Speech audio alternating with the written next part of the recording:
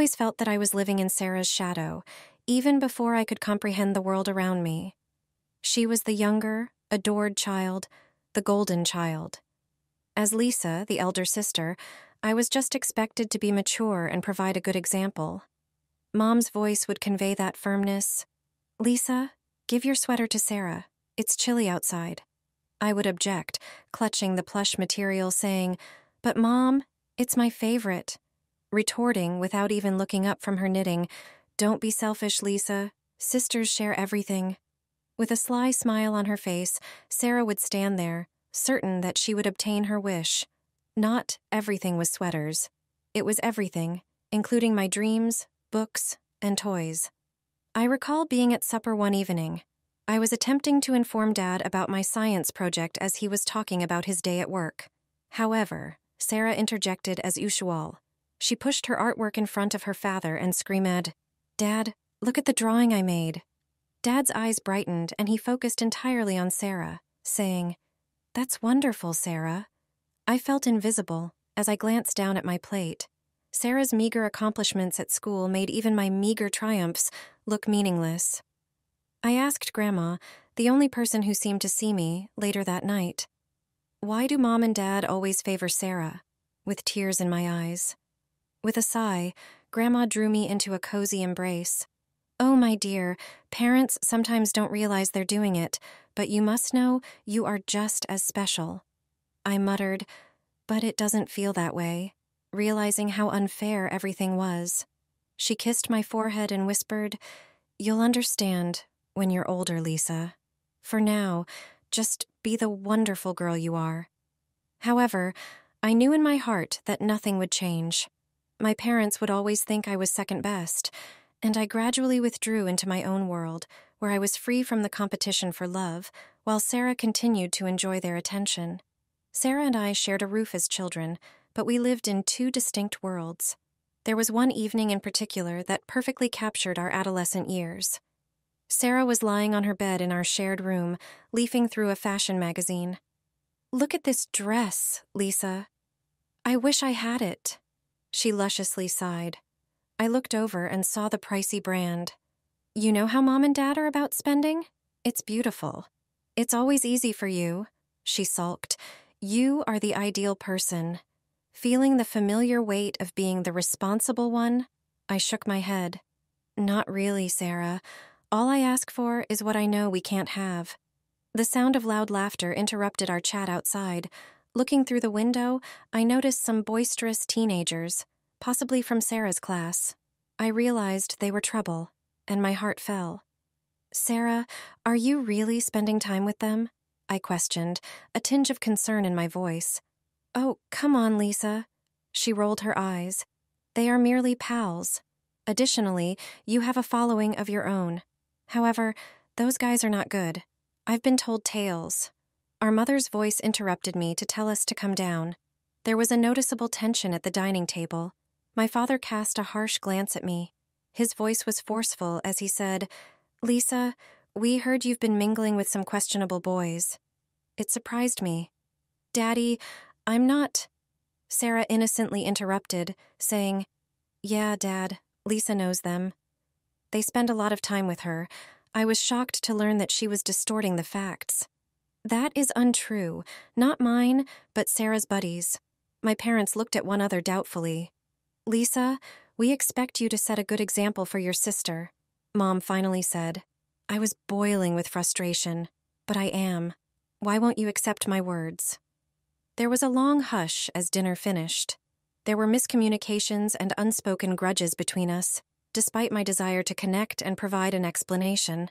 I became aware of the glaring disparity in how we were viewed and handled that evening. It was a terrible realization of the gaps that adolescence had created in our sisterhood, chasms that would only widen with time. The whispers in my classroom seemed to reverberate off the walls as I strolled through the quiet hallways. "That's her," they would whisper, their gaze cutting right through me. I had the impression of being an outsider, a shadow moving through space without being noticed, or maybe too noticed. One day, Emily, an old friend, timidly came up to me. With an air of both embarrassment and anxiety in her voice, she said, "Lisa, can we talk?" My heart ached for our past friendship as I turned to face her. "Sure, Emily. What's up?" She shifted her gaze and said after a moment, "Everyone. They're saying things about you and those guys," she continued, avoiding eye contact. I let out a sigh, experiencing that same sense of annoyance. "Emily, you know me. I've been trying to protect Sarah, not hang out with those people." Her reply stung like a slap. "I know, Lisa, but it's just hard to believe when I see you with them every day," she said. Feeling the weight of my obligation, I protested, saying, "Because I have to. If I don't, Sarah might end up in trouble. You know how reckless she can be." Emily nibbled on her lip. "I want to believe you, Lisa. I really do. But it's just, everyone is saying—" I interrupted her, my upset voice clearly audible. "That's the problem, Em. Everyone is saying, but no one is asking. Not even you." She reached out and lightly touched my arm. "I'm sorry, Lisa. It's just so hard to know what's true anymore." I withdrew, encircling myself in my arms. With a voice that was almost audible, I said, "I know it's hard, but imagine how it feels to be me." Emily cast a downward glance, her expression quite telling. I turned away from her and whispered, "I have to go," as I felt tears prickling in my eyes. I accepted this as my new reality as I turned to leave, alone, misinterpreted, and condemned. I was now doubted by even those who were my world before. I crawled back inside my shell and found comfort in being by myself. Being by myself was easier than having to justify my innocence all the time. I found a terrible kind of freedom in that solitude, a freedom from judgment, expectations, and the difficult complexities of adolescent friendships. However, along with that independence came an intense sense of loneliness that served as a constant reminder that I was alone on my journey. I still recall the day I found refuge on the internet, a place where I was no longer merely Elizabeth's or Sarah's sister, but rather someone completely different. It was late at night, and my tiny, poorly lighted room was where I'd gone to hide from the criticism of the outside world. I nervously typed into a chat room as the illumination from the computer screen lit up my face. I hesitantly said, "Is anyone there?" In an instant, a response appeared. "Yeah, I'm here. You knew?" asked a user going by the handle Skywatcher. I typed, my fingers trembling a little. "I guess so. Just looking for a place to, I don't know, be myself?" The following transmission from Skywatcher arrived soon. "I get it. This place can be an escape. I'm Dave, by the way." I grinned, sensing a spark of kinship. "I'm Liz. It's nice to meet someone who understands." Our discourse was easy to follow. Dave shared with me his passion for astronomy and his frequent sense of being lost in the grandeur of the cosmos. I talked about how much I adored reading and how it allowed me to escape from everyday life. "You know, Liz," Dave wrote, "in a world full of stars, it's nice to find someone who shares the same sky." I couldn't contain my laughter. "That's pretty poetic for an astronomy nerd." He gave a happy smile in return. Guilty as charged, but hey, it's nice to talk to someone who doesn't judge. Our conversation went on for hours. I felt heard and seen for the real myself for the first time in a very long time. My tired soul was relieved by Dave's remarks, and I found myself looking forward to our next chat. It's possible that I made a friend in this virtual haven. More than merely Sarah's sister or a misguided teenager, I wanted a friend. A buddy who thought I was Liz. Dave and I became more than simply friends as we began to hang out more. The day Dave and I celebrated our 1-year anniversary is still fresh in my mind. We were alone ourselves in a quiet nook of our favorite cafe on a quiet evening. "Lisa, it's unbelievable that a year has passed already," Dave remarked, his eyes glistening with fondness. As I sipped my coffee, I answered, "I know, time flies." "I've never been happier, Dave." He grasped my hand by reaching across the table. "I feel the same way. You're the best thing that's happened to me." His touch was warm and made my heart skip a beat. My fear prevented me from telling him everything I wanted to, including my difficult family relationships and my estranged sister. How could he perceive me differently? Dave cut me off mid-sentence. Lisa, there's something I've been wanting to ask you. Yes? I asked, curiously looking into his eyes. Would you like to meet my parents? I've told them so much about you. It surprised me that someone asked. I said, I'd love to, but I'm a little nervous. Gently, he inquired, Why's that? I looked down and continued. It's just that, my own family, we're not close. It's complicated. Dave said, Hey, raising my chin to meet his eyes. You don't have to worry. You're not your family. You're you, and that's who I love. I grinned as a burden left my shoulders. Thank you, Dave. That means a lot to me. He squeezed my hand and said, Then it's settled. We'll plan a day to meet them. I answered, Okay, with a mixture of nervousness and enthusiasm. I looked out the cafe window, contemplating what was ahead. I believed that seeing Dave's family would help me get closer to the normalcy I so much wanted. I had no idea that life had different intentions for me. I had gone back to my hometown to help my mother select a wedding gown. Dave came with me. He'd already chosen his suit. Dave and Sarah found themselves alone in our family home while completely engrossed in the choosing. With a pale expression, my mother barred my path as soon as I walked inside the home. She whispered, trembling, Lisa, maybe you should come in through the back. Confused, I said, Why? What's wrong, Mom? I avoided looking at her as she spoke. Just trust me on this. I pushed by her and into the living room, ignoring her. The sight of Dave and Sarah in a vulnerable position on the couch chilled my blood. Dave stood up abruptly, his face flushed with remorse, and dressed assiduously as my sister smoked slowly, staring at me while clad just in her panties. Dave? What? How could you? I stammered out, a mixture of grief and incredulity. Lisa, I can explain, stammered Dave, averting my gaze with his darting eyes. Describe. Shock and betrayal caused my heart to race. When I turned to face Sarah, she simply shrugged and smiled. With my voice almost audible above a whisper, I questioned, Really, Sarah? My own sister? With a puff of smoke billowing from her mouth, Sarah said icily, What can I say, Lisa? You always had better taste in men. A stab of pain shot through my heart. My mom moved forward, clenching her hands.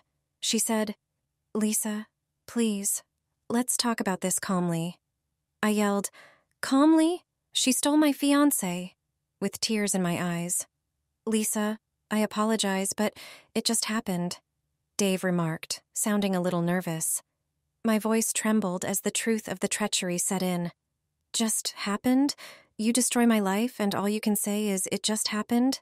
I said. I shoved past my mother and stormed out of the home, despite her attempts to step in. The outer world appeared to be spinning. I sat on the steps, hurt, angry, and incredulous thoughts racing through my head. How could they subject me to this? Sarah emerged while I sat there, lost in my confusion. Her voice was a gentle poison as she drew very close. I liked your fiancé. I'll take him for myself, okay? I turned to face her, rage blazing in my eyes. I shot back, harshly. Of course, all you're good for is wearing someone else's discarded clothes. I didn't care. That offense twisted her face. I made up my mind and stood up. With those last words, I turned and left the house, the treachery, and the part of me that still hoped for a happy ending behind. I hate you all. This isn't a home, it's a snake pit, and I'm the only human. Monsters, all of you.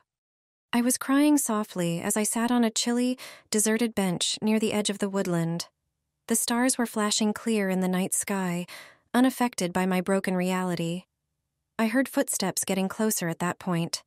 A nervous voice said, Excuse me, is everything okay? When I looked up, I saw a young man with a worried expression on his face. His name tag said, James, and he was dressed in a gas station outfit. Do I look okay to you? I asked, a hint of resentment in my voice. He sat across from me at a polite distance. I saw your car parked for hours. Thought you might need help. I gave a dry laugh. Unless you can fix a broken heart, I doubt it. He was silent for a moment before continuing. Fiancé issues? You could say that, I said, casting a sidelong glance at the wedding bands that remained on my finger.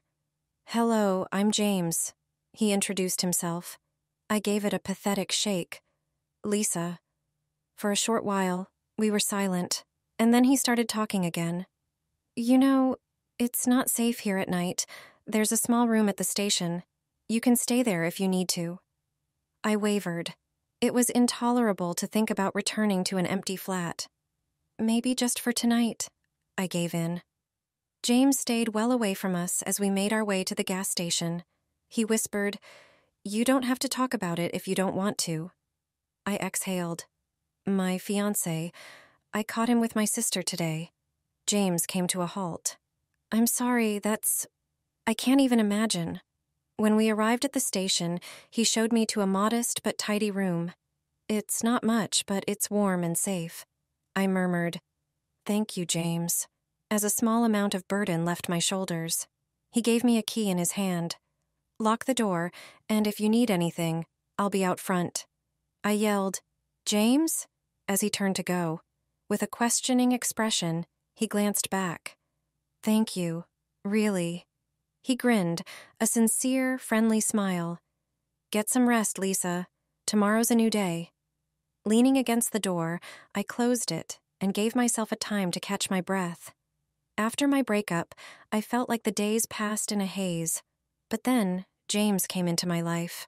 Our initial exchanges were straightforward, but they soon became more complex, exposing levels of sensitivity and understanding I was unaware of. Sitting across from James in his comfortable living room one evening, I worked up the guts to go a little further into my history. James, I've been thinking about trust a lot lately, I said, a little unsteady in my voice. His eyes were friendly and warm as he glanced at me. Trust is hard, especially after what you've been through, Lisa. But, it's also the foundation of everything beautiful in life, he said with a smile. With a sigh, I felt as though a burden had been lifted. It's just that after Dave, I find it hard to let anyone in, to believe that what they say or do is genuine. James grabbed my hand by reaching over. Lisa, I get it. Trust isn't given easily, especially after it's been broken, but I want you to know, you can trust me. I'm here, not to repeat what you've experienced, but to build something new with you. I could feel his words resonating in the area of my healed heart. It's just, I'm scared, James. Scared of being hurt again. He gave my hand a comforting squeeze. I know, and that's okay. We can take this as slow as you need. No rush, no pressure. Just two people, learning to trust again, together. I saw the genuineness and warmth that had drew me to him when I gazed into his eyes. Thank you, James, for being patient, for being you.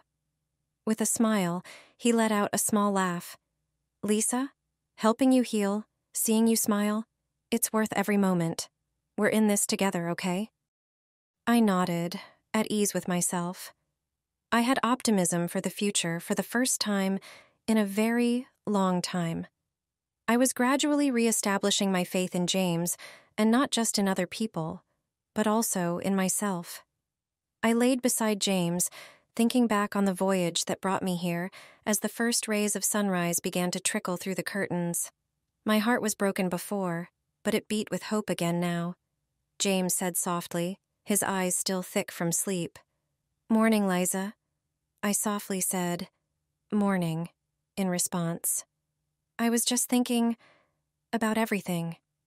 James held himself up on one elbow and gave me a serious look. Good thoughts, I hope. I grinned from the bottom of my heart. Yes, surprisingly. I was thinking about how much has changed since we met. He grabbed hold of my hand, his familiar and reassuring touch. You've come a long way, Liza. I've seen you grow stronger every day. I nodded, filled with a sudden appreciation. I couldn't have done it without you, James. You were there for me at my lowest. He gave a very little laugh. Well, I couldn't leave a damsel in distress at a gas station. could I? I laughed along with him when I said, "That damsel was quite a mess." His correction was, "A beautiful mess," and he leaned in to kiss my forehead. "And now, look at you. You're not just surviving, you're thriving." I pondered the difficult times, the treachery, and the suffering. I used to think that what happened with Dave and Sarah was the end of my world, but in a way, it was just the beginning, wasn't it? James concurred. "It was the beginning of your new chapter. Sometimes, the hardest paths lead to the best destinations." I felt at ease as I squeezed his hand. I never thought I'd be able to trust or love again, but with you, it feels right. It feels like home. James had a genuine look in his eyes. "Liza, you are my home. Everything I've ever wanted is right here with you." Embracing him, my heart was overflowing. I knew then that I had arrived to my sanctuary, a place where the pain of the past no longer loomed large over the present. I had found a companion in James who not only understood the depth of my scars but also adored me, which was more than just love. With a firm, determined voice, I said, "James, I'm ready to leave the past behind and start this new journey with you. Whatever the future holds, I want to face it with you." With a smile, he conveyed the optimism for our future together. "Then let's start this adventure together, Liza. Here's to new beginnings." I felt the weight of my old problems lift as I became closer to him. I had moved on from being the heartbroken girl at the gas station. I was Liza, whole and loved and prepared to welcome a fresh day.